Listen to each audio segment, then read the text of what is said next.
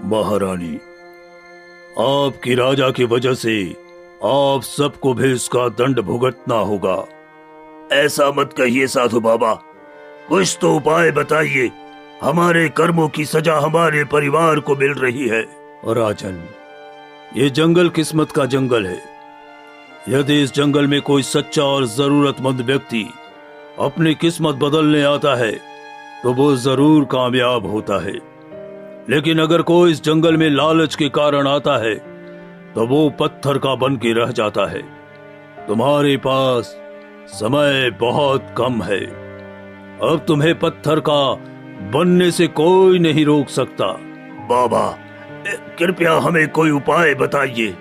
उपाय तो नहीं, मगर कोई सच्चा व्यक्ति अपनी किस्मत बदलने आता है और यदि वो तुम्हारी मदद करता है तो तुम इस चीज से मुक्ति पा सकते हो राजन। ये कहकर साधु वहां से गायब हो जाता है और कुछ ही समय के बाद पूरे राज परिवार की 2 आकृतियां बन जाती हैं और वो पत्थर के बन जाते हैं। मेरे मन में लालच आ गया था, इस कारण मेरा पूरा परिवार पत्थर का हो गया। मेरे पास इतना बड़ा राज्य था, धन था, सुखी समृद्ध राज्य था, बच्चे थे, महारानी थी, जीवन में किसी चीज की कमी नहीं थी। फिर भी मैंने दुगने धन की लालसा में अपने साथ अपने पूरे परिवार को दुविधा में डाल दिया।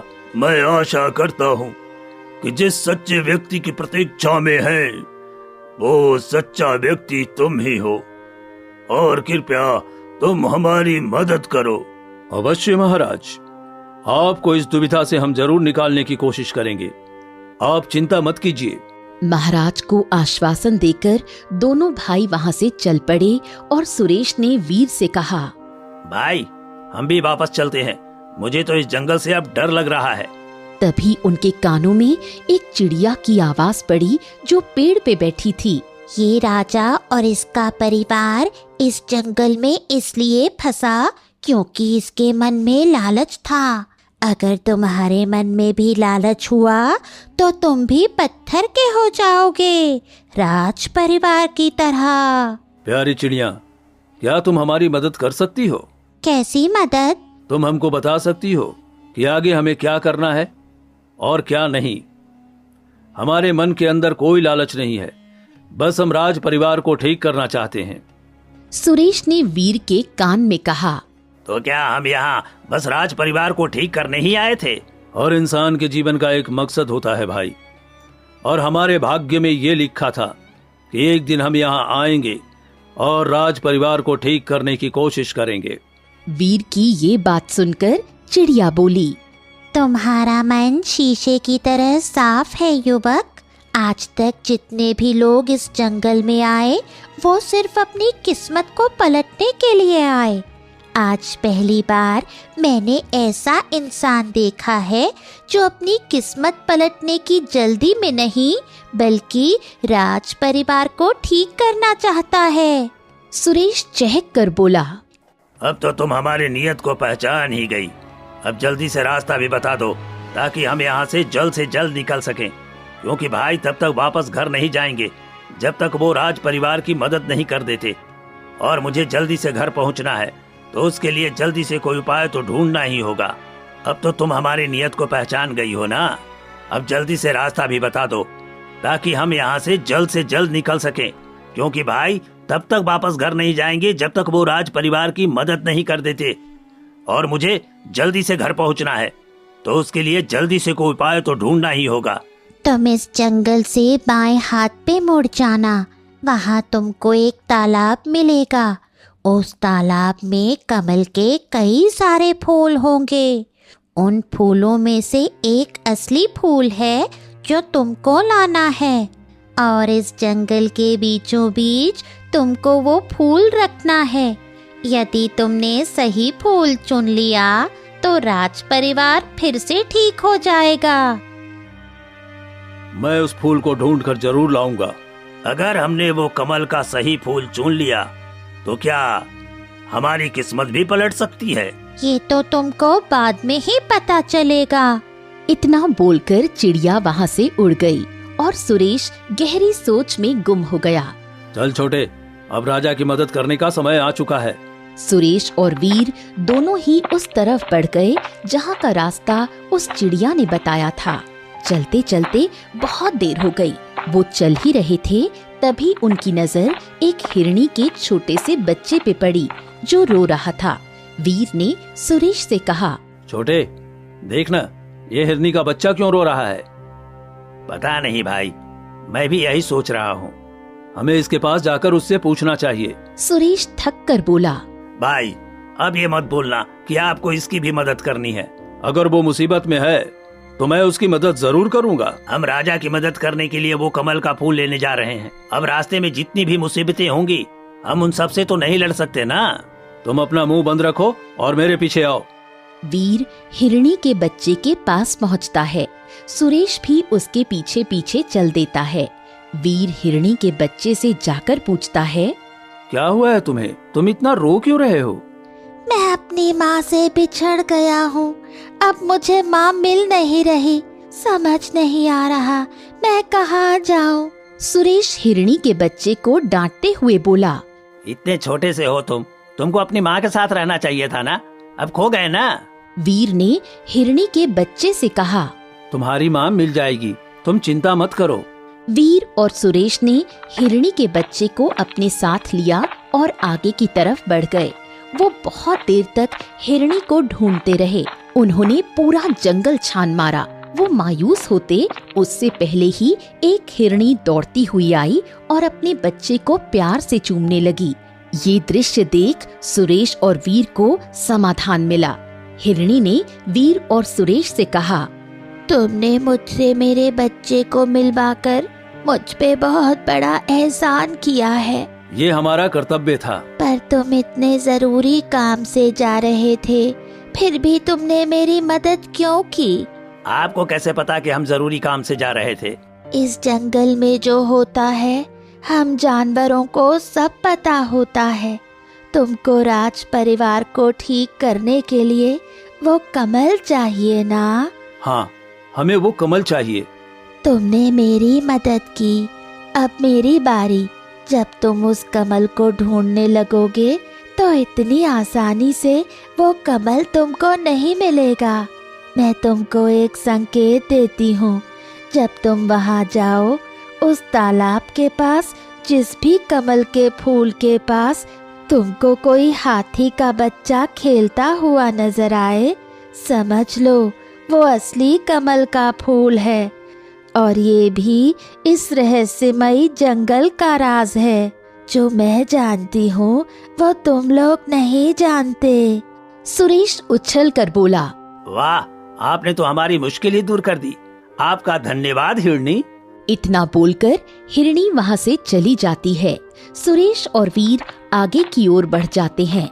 चलते चलते वो उस तालाब तक पहुँच ही जाते हैं जहाँ के बारे में चिड़िया ने उन्हें बताया था। वहाँ बहुत सारे कमल थे और वहाँ पर एक कमल के पास एक छोटा हाथी का बच्चा खेल रहा था।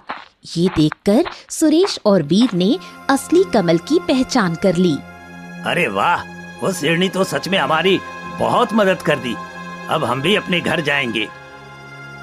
वीर ने आगे बढ़कर वो कमल हाथ में ले लिया और फिर से मोहिनी के जंगल की ओर चलता गया। कुछ ही देर में वो मोहिनी के जंगल पहुंचा। वीर उस फूल को जंगल के बीच में रखता है। फूल धरती पर रखते ही फूल के अंदर से रंग बिरंगी किरणें निकलती हैं और किरणों के साथ ही राजा, रानी, राजकुमारी, राजकुमार पत्थर से इंसान में बदल जाते हैं। इतने सालों बाद हम खुद को सही सलामत देखकर बहुत खुश हैं। तुम दोनों ने वो कर दिखाया जो हम सोच भी नहीं सकते थे। हाँ बेटा, तुमने हमारी जान बचाई। तुम्हारा धन्यवाद। हम खुद को सबसे ज्यादा बेबस तब महसूस करते थे जब हर समय अपने बच्चों को अपनी आंखों के सामने देखते थे, परंतु उनको गले नहीं लगा सकते थे। हम खुद का कष्ट तो सह सकते थे, परंतु अपने बच्चों का दुख हमसे देखा नहीं जाता था। हाँ माँ, हर दिन हर रात हम यही प्रार्थना करते थे, कोई तो ऐसा आए जो हमारी मदद करे, हमें इस जिंदगी से मुक्ति दिलाए। ऊपर वाले ने हमारी सुन ली। पिताजी, हमें घर जाना है। कई वर्षों से हमने अपना घर नहीं देखा। हाँ राजकुमारी, हम घर चलते हैं। तुम दोनों भाई जिस उद्देश्य से इस जंगल में आए हो, हम प्रार्थना करेंगे कि तुम अपने लक्ष्य में सफल हो और तुम्हें किस्मत के इस खेल में जीत प्राप्त हो। तुम सही कह रहे हो राजकुमार। इतने वर्षों के बाद हमें कोई ऐसा सच्चा व्यक्ति मिला जो खुद की किस्मत बदलने से पहले हमारे बारे में सोचकर हमारी मदद की। हम आपको जितना धन्यवाद कहें उतना कम ही है। किस्मत के खेल में तुम जरूर जीत प्राप्त कर लोगे, क्योंकि मन के साफ व्यक्ति हमेशा सुखी रहते हैं और अपने कर्मों से दूसरों को भी खुशी दिलवाते हैं। तुम्हारा व्यक्तित्व भी ऐसा ही है। धन्य है वो माता पिता जिन्होंने तुम्हें जन्म दिया। धन्यवाद आपका, आपने हमारी सहायता की। नहीं तो हम तो आशा खो चुके थे और ये सोच रहे थे कि कोई हमें अब बचा नहीं सकता। हम आए थे अपनी किस्मत बदलने ही, लेकिन हमने आपकी सहायता की, किंतु हम नहीं जानते हमारी किस्मत बदली या नहीं। बस आपको पहले बचाना हमारा भाव था। अब हम भी अपने गांव, अपने माँ के पास लौट जाते हैं। किस्मत का क्या है, अगर किस्मत हमारी नहीं बदली, लेकिन आप लोगों की तो बदल गई और आप पत्थर से इंसान बन गए। ये बहुत सौभाग्य की बात है कि हम आपके काम आए। तुम देखना, तुम्हारी भी किस्मत जरूर बदलेगी। ऐसा कहकर वो सब महल की तरफ चले गए। सुरेश और वीर भी घर की तरफ चले गए। रास्ते में आकर सुरेश ने मुंह बनाकर कहा, माँ तो बोल रही थी कि इस जंगल में जाने से किस्मत पलट जाती है। हमारी तो नहीं पलटी भाई। हम तो खाली हाथ आए थे, खाली हाथ जा रहे हैं। जैसी जिंदगी पहले थी वैसे ही अब भी है। हम सही सलामत अपने घर जा रहे हैं। क्या ये तुम्हारे लिए काफी नहीं है? अरे थोड़ा बहुत तो कुछ मिलना चाहिए था ना। सुना है कि कोई राजा की मदद करता है तो राजा बदले में उसको इनाम देते हैं। हमको तो राजा ने कोई भी इनाम नहीं दिया। हमारी वजह से आज राज परिवार अपने घर लौटा है। क्या ये खुशी तुम्हारे लिए काफी नहीं है? सुरेश ने कोई जवाब नहीं दिया, परंतु उसका मुंह उतरा हुआ था। कुछ ही देर में वो दोनों घर के पास पहुँचे। उन्होंने देखा जहाँ उनका घर था वहाँ बहुत भारी भीड़ जमा थी। अब ये हमारे घर के आसपास इतनी भीड़ क्यों लगी है? चल कर देखते हैं। तभी उन दोनों के बराबर से एक आदमी गुजरा। अरे भाई, एक ही रात में सब बदल गया। अरे मुझे तो यकीन ही नहीं हो रहा है। इतना बोलकर वो आदमी तेजी से आगे की तरफ बढ़ा। वीर और सुरेश को भी अब चिंता हो गई। वो भी तेजी से आगे बढ़े। उन्होंने देखा जहाँ उनकी झोपड़ी थी वहाँ एक सुंदर सा घर बना हुआ था। आशा आश्चर्य से उस घर को देख रही थी। क्या हुआ माँ, आप इतनी घबराई हुई क्यों हैं? बेटा, क्या बताऊं, मैं तो एक रोटी लेने विमला के यहाँ गई थी। आकर देखा तो अचानक ही काले बादल छा गए। कुछ नजर नहीं आ रहा था। जब बादल हटे तो ये सुंदर महल तैयार खड़ा था। मैं उसी समय समझ चुकी थी मेरे दोनों बच्चों ने किस्मत को बदल दिया है। ये सुनकर वीर और सुरेश बहुत खुश हुए। अब आया न मजा। माँ, हमने अपनी किस्मत पलट दी। माँ, हमने वो कर दिखाया जिसका सपना आपने बहुत सालों पहले देखा था। माँ, अगर आप वो सब तब कर लेती तो आज राज परिवार अपने घर लौट नहीं पाता। जो होता है वो अच्छे के लिए होता है। वीर और सुरेश ने राजा की सारी बात आशा को बताई। आशा ये सब सुनकर बहुत खुश हुई। मुझे यकीन था तुम दोनों ये कर दिखाओगे। कहते हुए आशा दोनों बेटों के साथ अंदर चली गई और आगे का जीवन वो तीनों खुशी खुशी बिताने लगे। आप लोग वीडियो देखते हैं लेकिन चैनल को सब्सक्राइब नहीं करते हैं, ये बहुत गलत बात है। हम आज ही आदेश जारी करते हैं कि आप लोग वीडियो को देखने के साथ साथ लाइक, शेयर और सब्सक्राइब जरूर करिए। तो चलिए सब्सक्राइब करिए।